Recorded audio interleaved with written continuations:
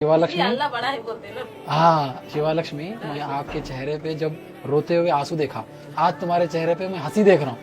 क्या देखो, तुम भी हंस रहे, देखो ये देखो इसको 1 लाख रुपए अल्लाह की तरफ से, ठीक है। ठीक है। ट्रीटमेंट करा लेना। हमारे पास कैसा रहता, ना हम हिंदू देखते, ना हम क्रिश्चियन देखते, ना हम सिख देखते, हम सबको देखते, हम सिर्फ इंसानियत को देखते, ठीक है ना।